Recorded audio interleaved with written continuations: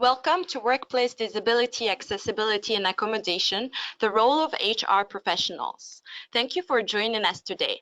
My name is Yusra Benjeloun, Administrative Coordinator and Projects Manager with the Work Wellness and Disability Prevention Institute, and I'll be co-moderating the webinar today.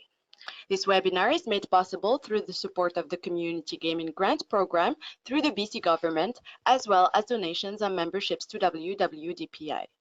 We thank our program partners, Canadian Council on Rehabilitation and Work, Education Advisory Committee, and speakers who contribute to this webinar series. While we're waiting for others to join us, I'll go over a few technical points for the webinar.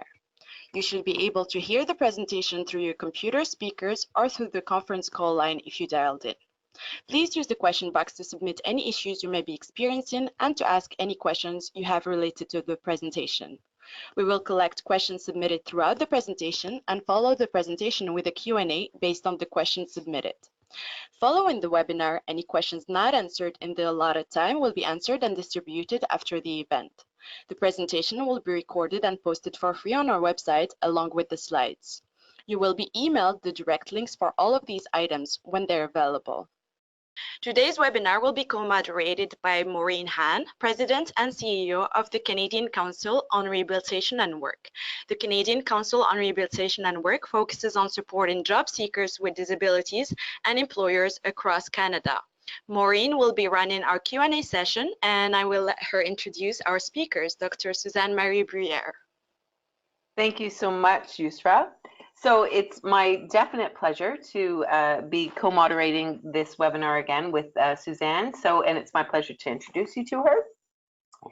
Suzanne M. Bruyère is a professor of disability studies and director of the K. Lisa Yang and Hock E. Tan Institute on Employment and Disability, Cornell University, ILR, Industrial and Labor Relations School.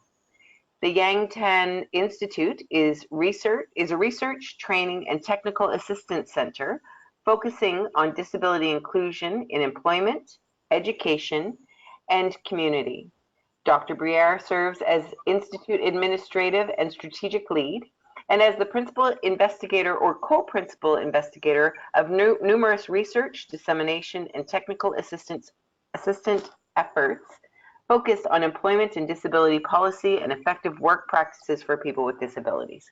She is the author and co-author of 3 books and over 120 peer-reviewed articles and book chapters on workplace disability inclusion. Suzanne holds a doctorate degree in rehabilitation counseling psychology from the University of Wisconsin-Madison. Dr. Bruyère is a fellow in the American Psychological Association, a former chairperson of the Global Applied Disability Research and Information Network, GLADNet, and executive board member of CARF, Commission on Accreditation of Rehabilitation Facilities, and past president of the Division 22 of Rehabilitation Psychology of the American Psychological Association, the APA, the National Council on Rehabilitation and Education, the NCRE, and the American Rehabilitation Counseling Association, ARCA. I will turn the floor over to you now, Suzanne, and look forward to a wonderful presentation. Thank you so much for your introduction, Maureen, and for the opportunity to, again, share this kind of a webinar format with you. I very much appreciate that collaboration and the opportunity to co-contribute. We are focusing today on the topic, as our introducer said, Yusra said, disability accessibility and accommodation, the role of HR professionals. And we will be pacing ourselves through some information and then affording time for an opportunity to interact with you and hear your questions. So Maureen's going to help us to do so. I want to acknowledge as we get started that much of what I'm going to share with you comes from a variety of funding agencies from our federal government, and chiefly from a particular award that we were given that created a rehabilitation research and training center on employment of people with disabilities, under which for over a 6-year period we conducted a number of studies and continue to under different new awards. So Our objectives for today are pretty clear ones for us. We want to be able to take time to discuss the importance of these topics that we're focused on today, accessibility and accommodation, with a focus, of course, on the workplace.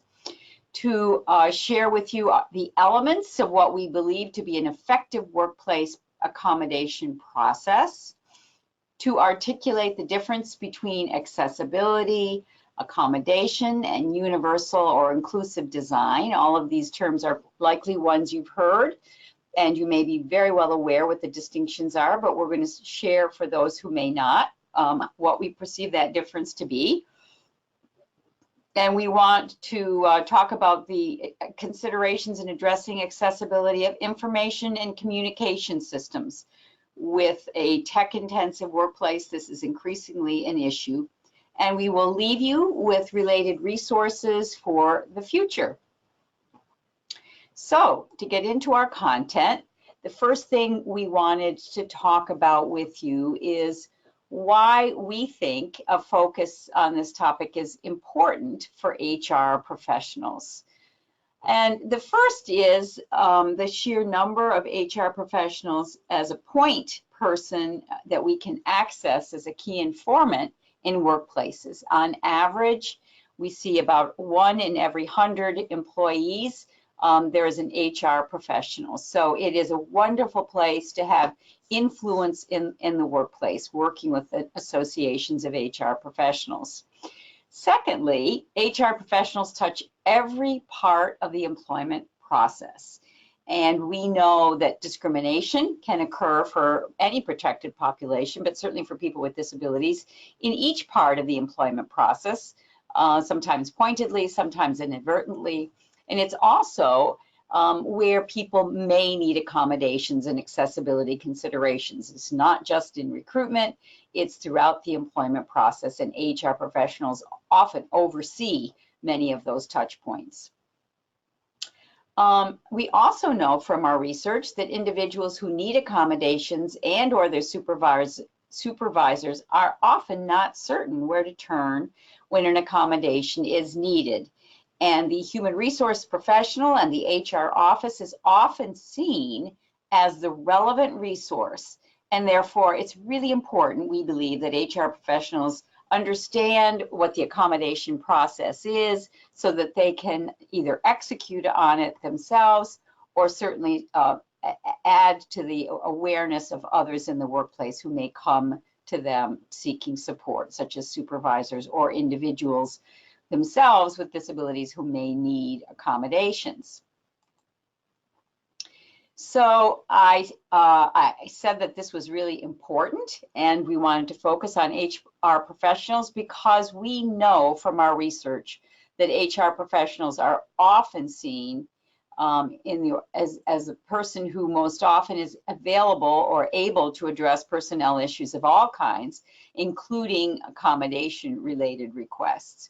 In a prior Cornell University survey we've conducted, respondents indicated that decisions about accommodations are most often made by the HR professional, either operating alone, about 28%, or with another individual. So about a third of our respondents clearly saw HR professionals as the point people where these kinds of things are attended to in the workplace.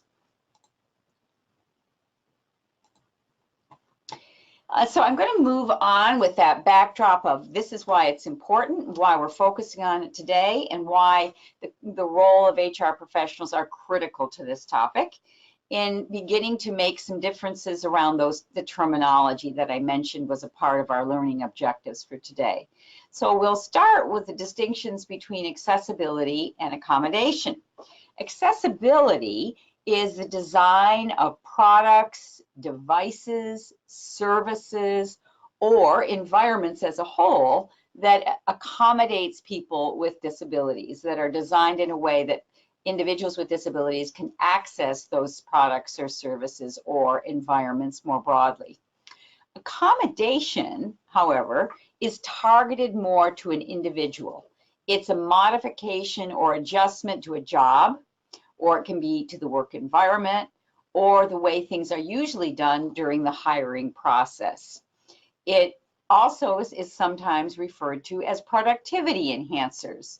And what we know is that people are being accommodated in the workplace all the time, and often with the result being that people can be more productive. And this is certainly also true for people with disabilities, but with whom the term accommodation is most often associated, even though certainly it can be broadened, and we'll talk a little bit more about that, to how we adapt our policies and procedures to the broader workforce to keep them engaged and productive in a wide variety of ways.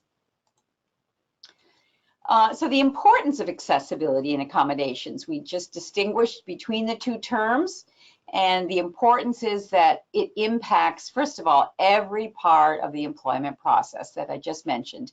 Certainly we know accessibility and sometimes resulting accommodations for an individual are really important on the front end of the employment process to get people an equitable opportunity to use the websites that we may use for recruiting or other kinds of processes in getting in the door, but also in terms of being able to be retained and do career progression and development. It impacts every part of the employment process. And it can be a barrier to employment entry in the recruitment, selection, interviewing, and orientation or onboarding processes. They may be physical barriers, or they can be communication barriers, or they might be technology barriers. It's therefore necessary for us to take a look at this. It's important in career progression, career development, career advancement, and not just in the recruitment area. It's a part of broader workplace disability inclusion considerations as well, such as considerations in social events that the company might be responsible for. And it encompasses information and communication technology considerations.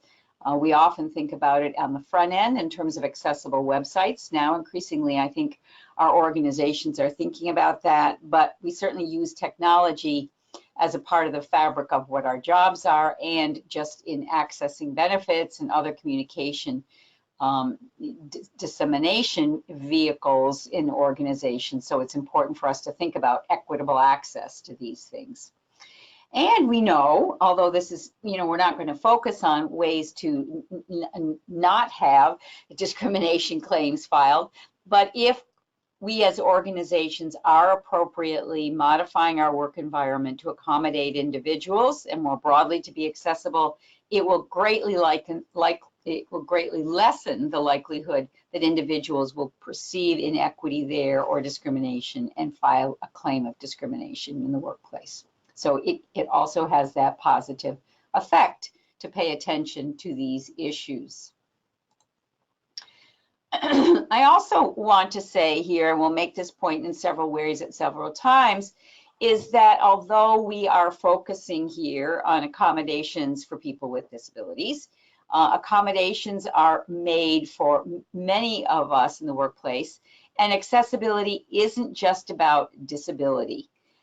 In this study done by AI Squared in web user research in 2015, the researcher asked the web users over 50 if they have difficulties using a computer, and as you can see here from the results, many indicated that they do indeed have issues. About a third said they experience eye fatigue. About a quarter said they were challenged visually with likely the size of print or the distinctiveness of the print. 7 reported dexterity challenges, which affect us in using a computer, fine motor dexterity, and only about 1 in 5 said that they actually had a disability. So many more people have difficulties using a computer than whom self-identify as having a disability, and it's important for us to think about that, certainly for an aging population. We also know, I will just mention, that statistics on disabilities understate the real need for accessible content and products because of that, because there are many other populations that can be benefited other than those who self-identify as having a disability if we design accessible products with a more broad view to what it means to be accessible. I just mentioned that there are other populations that can benefit from considerations around accessible technology or accessible environments. And that's because for one consideration, we have an aging workforce who definitely can be benefited from us thinking about visual acuity issues or access that requires hearing. We know now that this bubble of aging workforce is growing. By 2020, we expect approximately a quarter of the workforce, and this is from American statistics, to be people who are 55 years and older. And indeed, there will be some likely, very likely, high probability of some kinds of accommodations needed for that population. And accessible design can often proactively mitigate some of the issues that this aging cohort may experience. And part of why we need to consider that is because we know from our statistics that as we age, the likelihood of some kind of disability is heightened. And as you can see here, where in the working age, typical working age population that we've historically thought about of 21 to 64, which is about 10 to 11% of the workforce. When you look at 65 to 74-year-olds, it's about a quarter of those who report disability. This is from National Census data. This is from 2014 data, but the 2019 data is very similar. And about 50% of people over 75 years and older, over 75 years old, report having a disability. So as we age, we have some kind of either mobility impairment, fine motor dexterity impairment, visual or hearing impairment, which will very likely require some kind of accommodation and which can be mitigated, issues of which can be mitigated with accessible design of environments, products, and services that we have in our environment. So we encourage employers to think about this, to be thinking about inclusive design, to be thinking about accessible workplaces, and to be thinking about this for being able to be more inclusive in the hiring process for people with disabilities, but more immediately to be able to retain their aging workforce.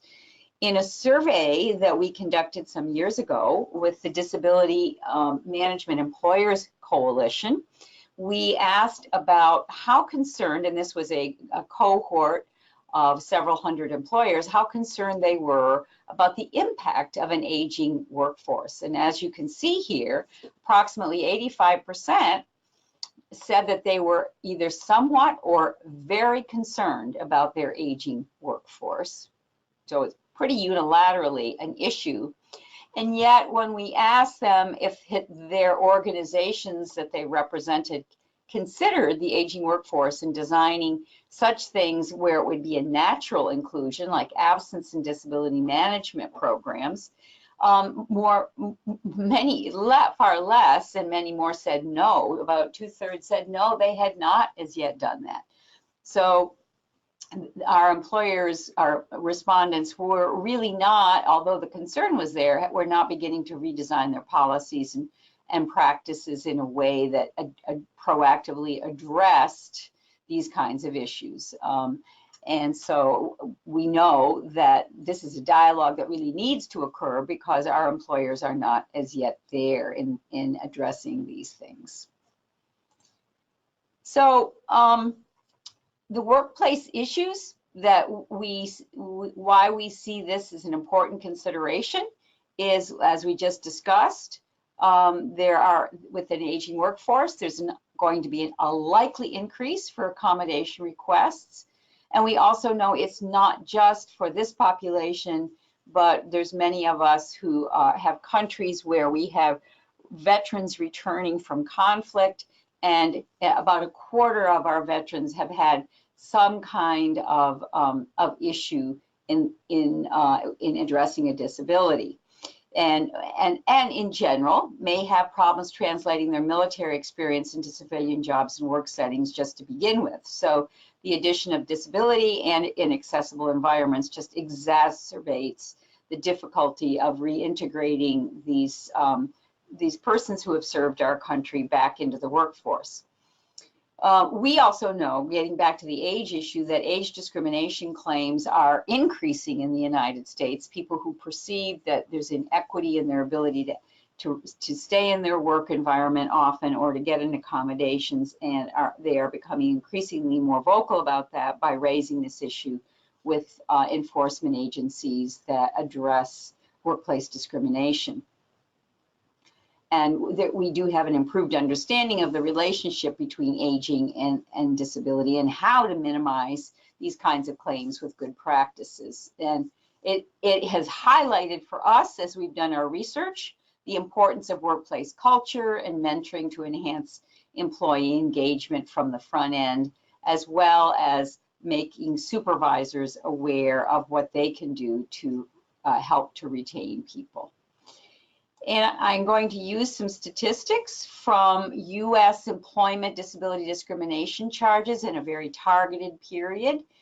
Cornell University has access to these data from the enforcement agency, from initiation of the Americans with Disabilities Act employment provisions, first full year in 1993, through just several years ago. We get a new pull of data every several years. So we have 1993 to 2014 data. And in this 5-year, this is representative of what we see, in that while discharge is the most often cited reason for discrimination, with about 3 out of 5 of those filing indicating that that's the issue, the next most common for us, almost 30%, is reasonable accommodation. So people feeling that somehow they need an accommodation, they articulated that to their employer, and the employer did not respond in a way that they felt attended to the issues that they were having and the accommodation need that they had.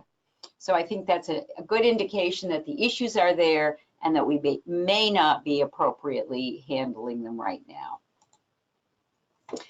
We also, with this data, can take a look at, which I think, and then we're using a broader cut of data here to draw from the last 10 years up through when we have data in 2014. And in this, when we look more broadly, we can see that there's a slight increase in the numbers to 31%. This tells us where the kinds of disabilities where those charges are occurring, that helps us as employers to think about how could we do better. And I think, not surprising, first of all, a little better than 2 out of 5, 44%, are in the orthopedic area. So people, especially for aging workforce, people's having an opportunity to be mobility accessible in their work environment, getting around, getting to their office, perhaps getting around their workplace once they're in the office. So accessible design of environments of workplaces, access to parking areas that are accessible, all can be things that help to address this issue. The second, 31%, is non-specific impairment. So it was a grouped array of different ones that were small numbers. So I'm not going to focus there. I think another area worthy of concern is about almost a third were behavioral impairments. So people who had asked for accommodations to address perhaps mental health or other related disabilities, who did not feel that that request was attended to. About a third are medical impairments. So these could be more like chronic conditions that the individual might have, such as it could be epilepsy or heart conditions or MS or other related more chronic conditions. And then sensory impairment, about a third, and a little more than a third neurological impairments. So it tells us where we could be thinking about how can we design work environments that will be more accessible to these populations, and proactively mitigate the need for people to raise issues when they feel that those considerations have not been appropriately addressed. Next, I would like to talk a little bit about the fact that These terms, the term reasonable accommodation is not just used in the US or in Canada or other countries that use that terminology. It's now much more broadly understood with the assistance of Article 27 of the UN Convention on the Rights of People with Disabilities that focuses on work and employment. This particular article covers a number of things that address workplace equity issues, and I'll mention a few of those. Prohibits discrimination on the basis of disability in terms of all kinds of conditions around the work environment, like recruitment, hiring, retention, advancement, and safety and health in the workplace. It protects the rights of people with disabilities on an equal basis with others to favorable conditions of work, including equal opportunities and equity and compensation for work, and again, working in safe and healthy conditions, and being protected from harassment or the ability to redress their grievances that they might have. And next, to promote employment opportunities and career advancement is a part of this article. And finally, the one I really want to flag here, and then I'm leaving you with a website to access if you'd like more information, is the part of this Article 27 that explicitly cites that it is the intent of this provision to ensure that reasonable accommodation is provided to persons with disabilities in the workplace. So again, this is flagged as an international interest and concern, of which to date approximately 180 countries have signed on to. So it's a much more pervasive, generally recognized and accepted goal of workplace equity, although we are as yet unequal in terms of how we're actually executing on that. A little more definition about what we mean by reasonable accommodation. It can include existing facilities used by employees that are accessible to individuals with disabilities, so making sure your physical environment is navigable in a wide variety of ways for all of your employees, including those with disabilities. It could be job restructuring. It might be part-time or modified work hours. It might be reassignment to a vacant position if there is that opportunity and there's a generalizability of skills. It might be acquisition or modification of equipment or devices for an individual, or adjustment of modifications of examinations or training materials, policies used in enhancing individual skills or assessing advancement to next levels of jobs, or many other kinds of accommodations. These are just illustrative, not an exhaustive list by any means. There are a few basics to accommodations. First of all, it must be effective. In response to a request, we need to really think about what is the issue at hand, what is the individual telling us that would mitigate the issue, and it doesn't have to be particularly fancy or expensive or even the best, but it does need to be effective. So we can't just throw a response to a request and not really consider whether or not it will mitigate the barrier that the person is feeling. But it really needs to be employment focused, and we're not talking about personal service related accommodations, although employers may choose to do that. We're talking really about employment related barriers. And personal devices, we are not as employers required to purchase those, although again, some employers may choose to do that. In the US, our law around the accommodation does not apply to people who are regarded as. We have a three-pronged definition in the US. Individuals with disabilities, those who have a history of disability, and those who are regarded as having a disability. And discrimination occurs on the basis of that perceived disability that the employers thinking of when they perhaps execute on an act that's seen as disequitable. And those individuals are not covered under the reasonable accommodation process. And as I just mentioned, employers are not prevented for providing extra accommodations if they want to go do something additional, assuming that it's effective and not intrusive. They certainly can go ahead and do that. There is a minimum of effectiveness qualification, but otherwise certainly more could be contributed to an issue that's trying to be addressed. One of the things that's really important that we know to be successful is that employers and the individuals requesting the accommodation interact with each other and have a dialogue around these processes. That's really important. And unless a person discloses, the employer does not necessarily have to accommodate if they don't know about the disability. So the disability needs to be revealed and the accommodation requested for. And it is appropriate, particularly if it's not an obvious disability, for the employer to request medical documentation about the nature of the disability and also what might be an accommodation that would mitigate the issue. We also encourage employers to document this process. Make it clear what the essential functions of the job are. If there have been disciplinary or performance issues around a person's work to date, you can certainly include that, as well as documenting your reasonable accommodation efforts. Where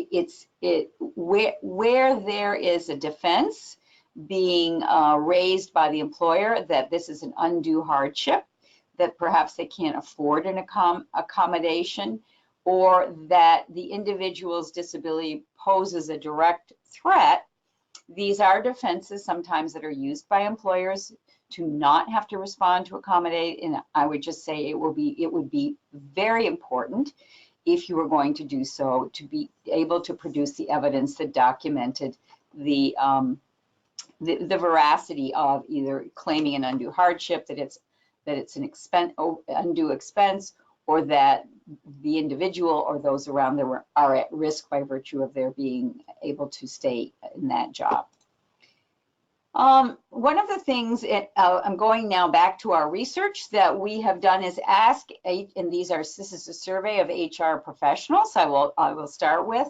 About approximately 700 of them, asked them to tell us what it is that they were doing in the area of accessibility and accommodation. And as you can see from this figure here, about 3/4 had a designated office or person to address accommodation questions.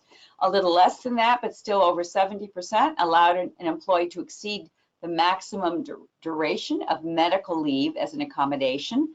Approximately 2/3 had an established grievance procedure to address reasonable accommodation issues. About 2 out of 5 had a formal decision-making process for the provision of accommodations on a case-by-case basis. Almost 2 out of 5 provided advance notice to job applicants that reasonable accommodation are provided during the job application process. A little more than 1/3 evaluated pre-employment occupational screenings to ensure that they were unbiased.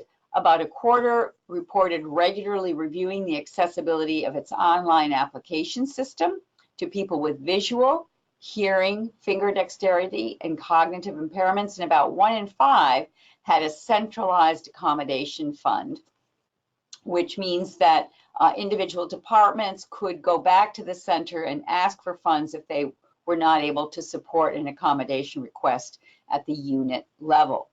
We also asked what were the most effective accommodation policies in the eyes of our respondents. And interestingly, since only 1 in 5 reported having a centralized fund for accommodations, we heard from our respondents that they perceived this to be one of the most effective things in accommodating employees with disabilities, because often it took the pressure off of departments and they were more likely to respond positively. They also told us that another effective practice was having a point person for questions and a formalized accommodation request process, as well as using internal and external resources when needed. And by internal resources, we're thinking about ergonomic specialists, perhaps health and safety specialists, perhaps the employee assistance program. And external, it might be specialized healthcare providers who could assist with identification of appropriate accommodations.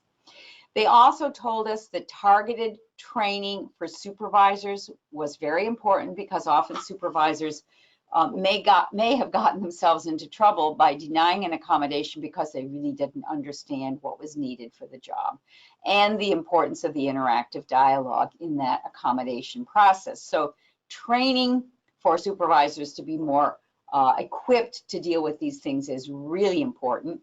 And as we've mentioned already, it's important to embed this throughout the HR process and not just think about accommodation as a part of the front end part of the hiring and employment experience, but throughout the individual's employment life cycle. We also asked our respondents on this survey of HR professionals about what were the barriers to employment. And I think it's important, since we often think of cost as an issue, that costs were not the highest thing looked at here. Cost of accommodations was only 1 in 5 saw this as a barrier, and cost of training 1 in 10 here. Nor was attendance or cost of supervision or productivity and important and performance are issues. The greater issues were seen as around applicant here, preparation and prior experience, but also 1 in 4 said supervisor knowledge of accommodations. So I think it's particularly those 2 middle ones, cost of accommodations and supervisor knowledge of accommodations, are ones that are directly relevant to how we can think about proactively getting out in front of this. Since accommodation cost may partly be, it's not a high issue here, but partly it may be an unawareness of the cost of accommodations that we can better inform supervisors about, as well as where they can get information about how to accommodate when questions come up. This next page is to address that issue about cost of accommodations. I think commonly they're thought to be very expensive, and the reality of it is they are not. This is from a Department of Labor, U.S. Department of Labor free service that responds to employer requests about accommodations, information about accommodations. And we find from those many hundreds of people who use this survey, this service throughout the year, that that 1 in 5 report no cost for accommodation. Half of them report accommodations costing $100 to $500, and about a quarter of these companies report saving $20,000 to $100,000 because of accommodating appropriately. And that would mean that there's a return of almost $30 for every dollar invested in accommodation. So getting proactively out in front of this can definitely mitigate costs for every employer. I want to go back to my earlier point now here, that we as workplaces are accommodating people all the time. Although we may not think of that term as applying to the general workforce, it definitely does. And here is, I think, appropriate documentation of that fact in a figure that reflects responses to a census survey in the United States, that had a disability supplement that asked questions about accommodation.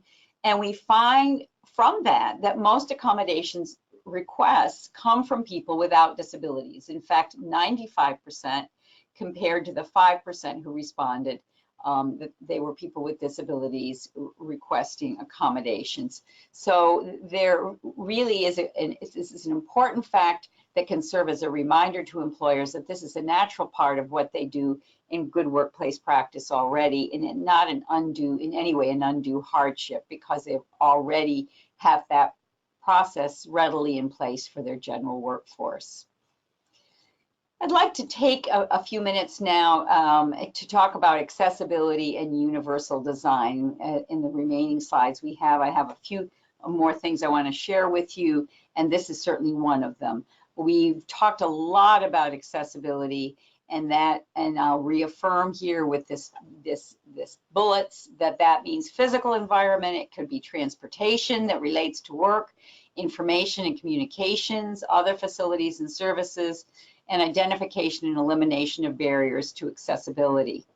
Universal design or inclusive design, I'm sure many of you heard those terms, really apply to how we design environments or products or programs and services. And it's really meant to broaden this concept, just like the figure I just showed you, that accommodation or accessibility is not just for people with disabilities. It's really how to think about how to make products and services and environments accessible to a much broader group of people, so that they can be usable by all people without need for adaptation or specialized design. So as we design workplaces, it's really important to think about this broader adaptation for a more common use to a broader population, not just people with disabilities. One of the areas that we still see we're lagging behind is our workplaces, employers thinking about how technology might pose a barrier to individuals with certain kinds of disabilities. And technology is one of those things that really needs to be thought about, because we use it now more pervasively throughout all parts of the employment process. And it's not just people who are visually impaired who may be impacted by that. It can be people with low vision who are deaf or hard of hearing, and both of those things can certainly occur in higher proportion as we age, or people with mobility-related disabilities that limit their use of a mouse because of fine motor dexterity issues, or people with some types of learning or cognitive disabilities may be impacted by the way we design information and communication technology products. As well as aging workers have some of the above issues, so it certainly can very much impact them. A little bit more about this topic, IT and communication tech, some of the accessibility concerns we want to have you thinking about is that most websites are not designed to be accessible to people with disabilities.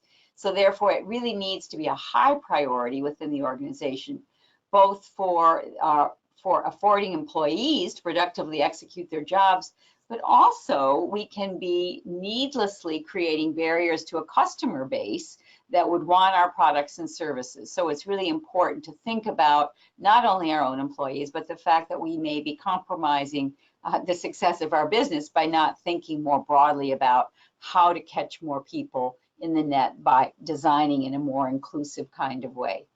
So proactive approaches to designing accessible websites from the start make sure that these potential barriers are addressed and eliminated. And there are many good resources available to help with this process. So educating IT staff and vendors is really imperative. So you're buying products and services that from the front end have been designed with those kinds of considerations in view. And one resource I'll mention here at the bottom of this particular slide is the World Wide Web Consortium website, which provides standards around these kinds of design issues.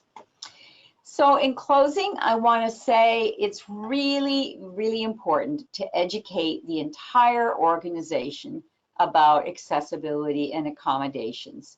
It's important to increase awareness about disability in general within the organization and how accommodation and accessibility helps to make that workplace more inclusive. It's important to improve people's comfort level around interacting with people with disabilities. This helps to reduce stereotyping and bias so that people know what to do when accommodation request is made, when the individual has articulated their need, and also to give them confidence that they can come forward, let it be known that they're a person with a disability and that they would like an accommodation to stay productive and included in that workplace.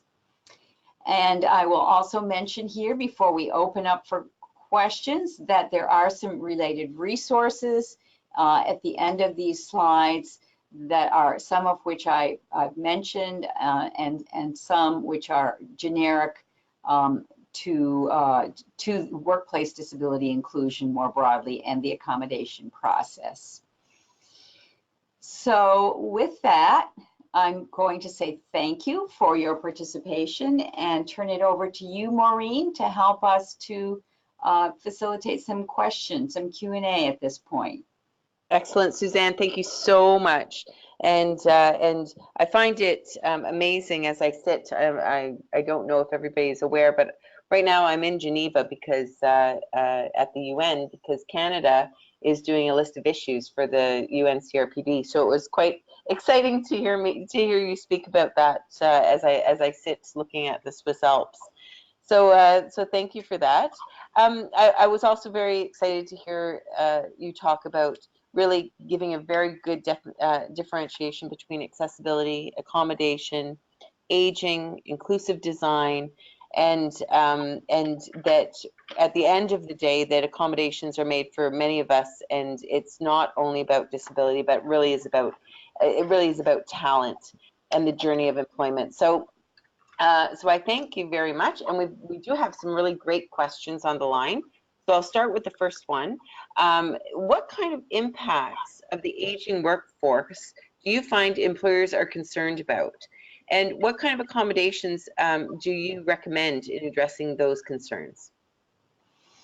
That's a great question. I don't know as there's one. I think there's sort of an array of issues. Certainly mobility seems to be the first one that comes up because of arthritis or orthopedic injuries. Many people in the aging process incur back-related issues, which can be chronic pain or it can be mobility. So I think proactively thinking about how we design workplaces where people can easily get from parking lots to offices, around offices, in between floors is really important.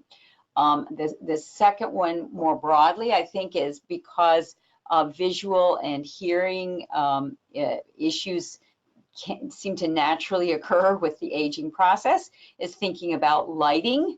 How people's lighting can impact their ability to do their work well as how we communicate in meetings so that people can equitably hear what's going on in meeting settings and not be needlessly eliminated from those conversations or communications because they have hearing issues. So those are at a broad level probably the top three issues people most often have in sheer proportion of numbers in the aging process, and things that as we design workplaces, I think we can get out in front of and try to mitigate with our design, the way we approach it. Great, thank you. Another really good question. When you were speaking on your slide 16, accommodations that employers may find difficult. The question is, who is responsible for defining an accommodation as reasonable and under which criteria? And then adding on to that is, what are the reasons that make it difficult for employers to implement reasonable accommodations?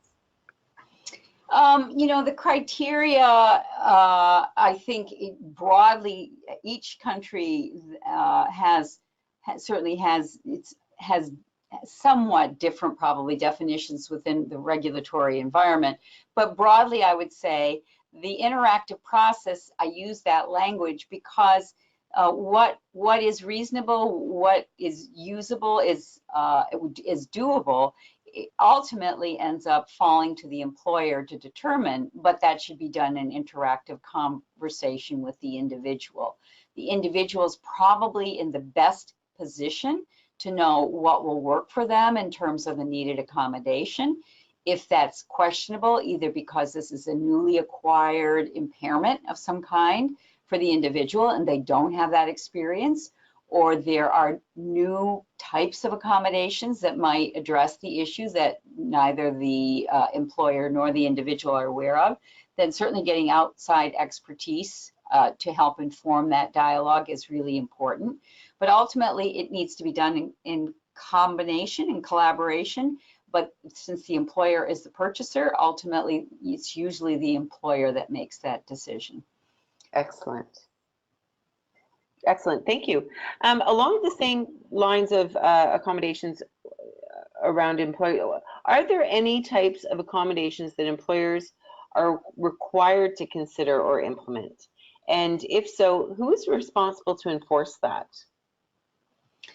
Well, the requirement is if we're talking about what regulatorily governs this, the requirement is if the individual is indeed an individual with a disability, then the employer is required, and I'm going to default to U.S. law, and Maureen, if you can help us with how that might play out in the Canadian context, that would be really helpful. But if the individual is eligible for protections under the Americans with Disabilities Act, then indeed, and needs an accommodation to be able to stay productive in that workplace, the employer does have to consider it.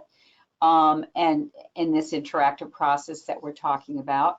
And in the United States, that is the enforcement of that particular provision of the Americans with Disabilities Act falls under the U.S. Equal Employment Opportunity Commission, or it can be a Human Rights Commission at the state level. So we have both a federal and a state way of overseeing enforcement of the accommodation process in the workplace under employment provisions. So I'll pause.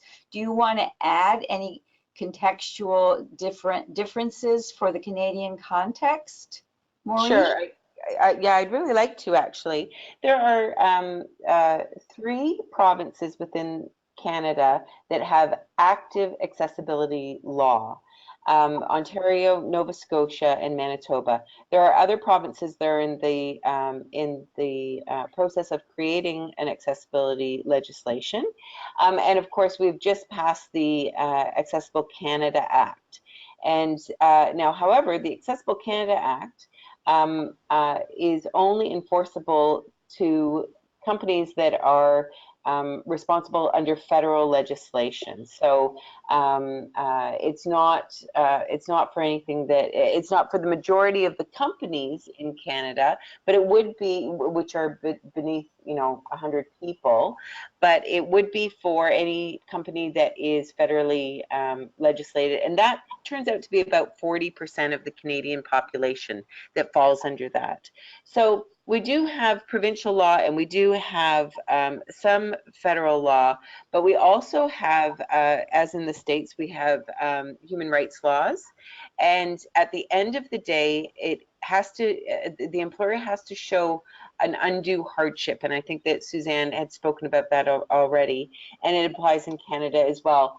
But the undue hardship has to be very, very severe for it to be understood if a company is taken, is sued under the Human Rights Code for not providing an accessible workplace. It has to be quite a severe undue hardship for the Human Rights Tribunal to say, yes, you are correct, this was an undue hardship for your company. So I hope that helps. There's another question here. Again, it's around legal capacity, I guess, of companies, Suzanne, and that is, do you know of any legal ways, and I'm going to add to that and say, or any strategic ways to quote unquote pressure employers into accommodating their employees? That's a great question. I think the way I'm going to, there certainly is regulatory environment that could be, that enforcement is designed to apply an external pressure to employers. What I personally find is the most persuasive and ultimately the best culture-wise way to approach it. Because we do, I'll sidebar this by saying, because we do know when supervisors perceive that something's being done purely for legal compliance, it creates a whole different dynamic between them and their work team and the individual with disabilities than if they perceive it, and Maureen just made this great distinction, as a business strategy or a business imperative, that it is seen as a company value that the company sees as strategically important to the long-term success of the company.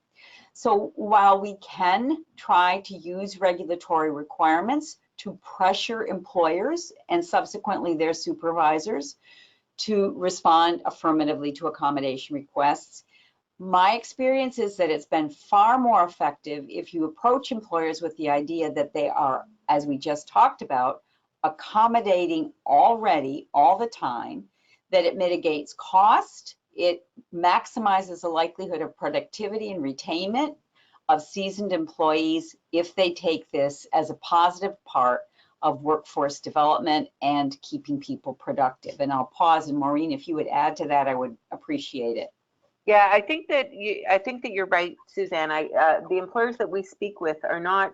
When we talk about strategy, we really do talk about the bottom line.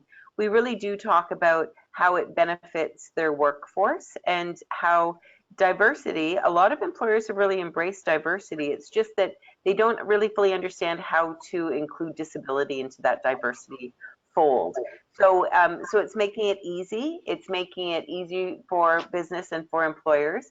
And I really like Suzanne had spoken earlier, and this is actually leads quite well into the next question about the return of almost $30 on every $1 spent in accommodation. So Suzanne, if you're okay with that, I'm going to jump into that question. Oh, please do. So in regards to the return of almost $30 on every dollar spent in accommodation, do you have any idea how these statistics are obtained?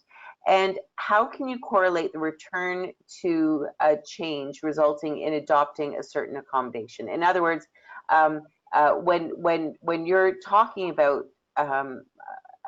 adopting a certain accommodation, how do you know that that accommodation is going to save you, is going to give you a return of 30 to 1? I don't have the data behind the $30 to $1. The source for that, the Job Accommodation Network, is on the bottom of that slide. But what I will say is what I have heard discussed in conversations about how these returns are calculated is the cost of, if you lose an employee because you did not accommodate, either full-blown, they have to leave the workforce because they are not able to continue in that job, or they continue at a very reduced rate of productivity based on not being accommodated, that the cost is significantly high in non-productivity for the individual who's retained, but is a great deal higher if an organization has to actively recruit. Recruitment and retaining people and retraining people and waiting till they get up to speed is a very costly process for employers. So a lot of these estimates are based on that presumption that that person would be forced out of the workplace by lack of accommodation, and therefore you would have to replace them, which is a costly venture for employers. I don't know if you want to add to that, Maureen? No, I think that that's right. And a stat that I've heard is that even on a frontline staff, it costs an employer $4,000 just for an entry level.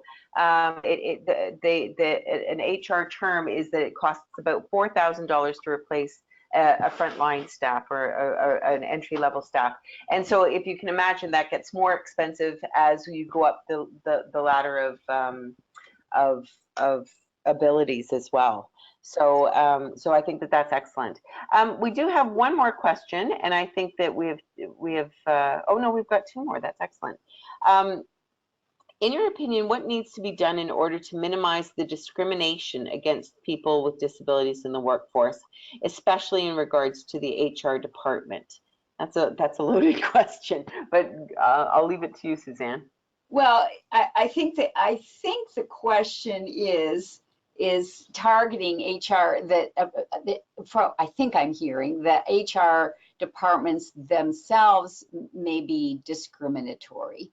And what can organizations do to try to address that? And I will say this: I think HR professionals, like many workplace professionals like supervisors, may not have had background training in the disability area. It is certainly not always included in D&I training for HR professionals, or has not been historically. So I think rather than overt discrimination, often it's a lack of awareness on HR departments. So education is really important. But I also will say that people with disabilities are 60% more likely to disclose to their supervisors or coworkers about their disability than they are to the HR department. So it's far more likely that the person experiences discrimination really at their grassroots home team base. So doing broad-based education, first of all, indeed, HR offices are often the place where accommodation requests may go. So we do need to educate there and help them feel empowered and understand their role. But also this education of the general workforce is really critical, because that's most often where those conversations initially occur. And I'll just pause there because I know we're at time, Maureen. I just want to thank you so very much for your knowledge and for your sharing your knowledge. It's again, I leave today with lots of new understanding and new learning. So thank you. Thanks for being my partner in this. Always. So thank you so much, Suzanne, for shedding some much needed light on effective practices and accommodations in the workplace for people with disabilities, and for differentiating between accessibility, accommodation, and inclusive universal design. I would like to also highlight the extremely interesting statistics, including the return to almost $30 on every dollar spent in accommodation. And finally, the high importance for making technology more accessible. And Maureen, thank you so much for making the time to moderate the webinar all the way from Geneva. It is a true pleasure to have you both online today, and for sharing also your valuable expertise in regards to workplace disability and accommodation. Finally, thank you to our audience for joining